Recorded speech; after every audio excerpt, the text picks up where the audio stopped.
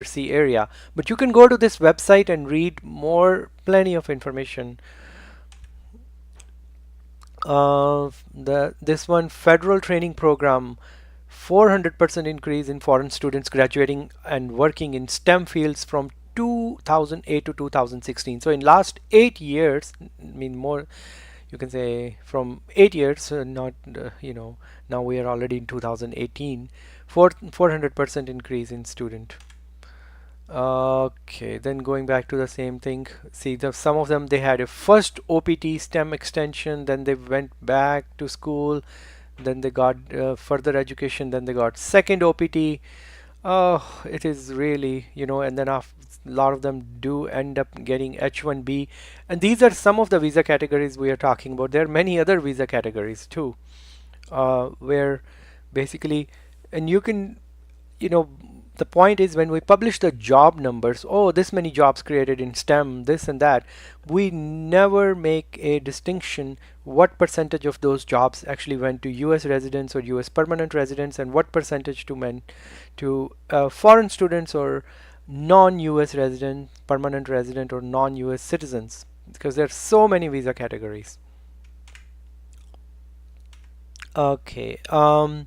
International students earn more than half of the STEM degrees, and this is again in 2015. Now the number might be even higher. And this again, talks about what percentage of the STEM degrees are taken by foreign students, engineering, computer science. These, you can read more about it in these websites. Okay, most popular engineering and computer information system, where they are coming from, India, China, of course. Uh, let's keep going. And then these other visa categories, like, a lot of these students are coming from certain countries where they have a J-1 visa for summer work travel program. And then there are many other, basically physicians, interns, postgraduate, camp counselor, so many categories where even the summer jobs are being taken by foreigners.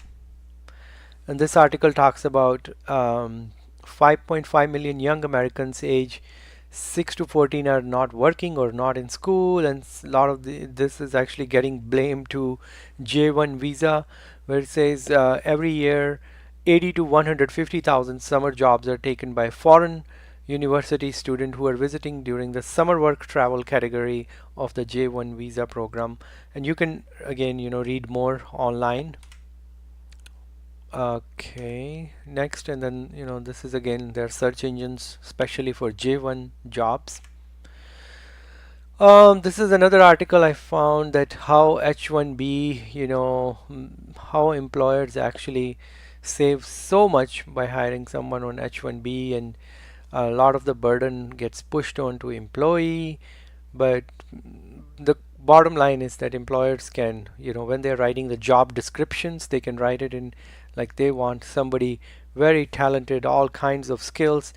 So they can easily eliminate domestic um, our basically domestic students, or you can say US citizen or permanent residents, graduates, people who are looking for job, um, and write basically the job description for to easy to hire a H-1B.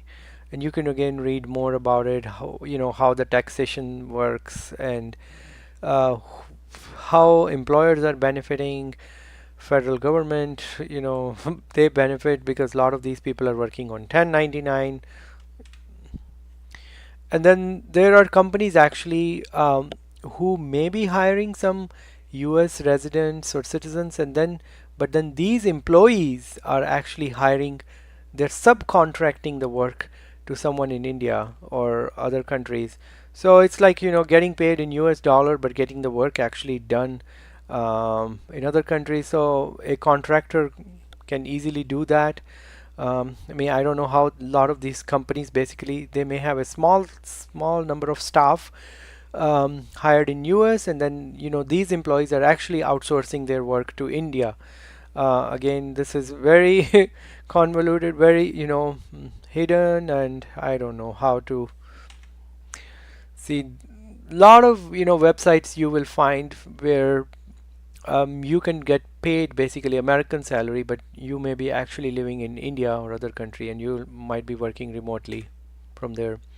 And then another aspect of getting H-1B was India has a very certain, actually not entire India, but especially in southern part of India, um, bride, groom, they're basically a girl has to, their family has to pay dowry to boy's family.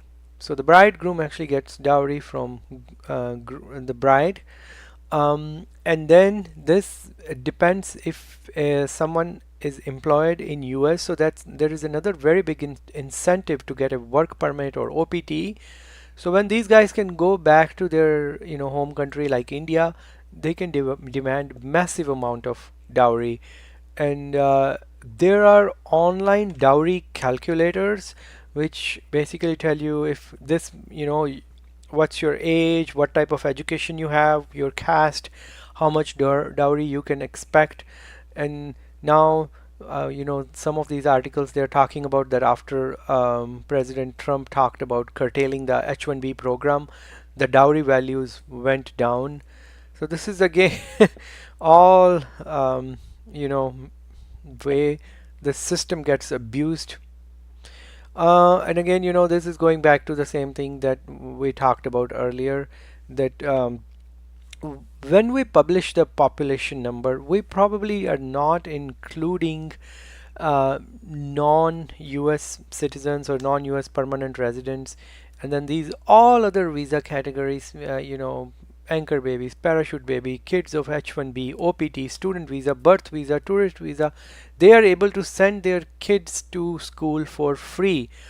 There are, we try to search for guidelines which are in place, that how often they check, if the work permit status expired, how often the school districts are checking, or if the the person actually is working now in a different state.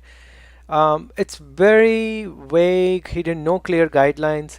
And again, these companies are saving maybe 10, 20,000, 20, $30,000, I don't know, by hiring someone on H-1B, but then they're pushing the burden to the government.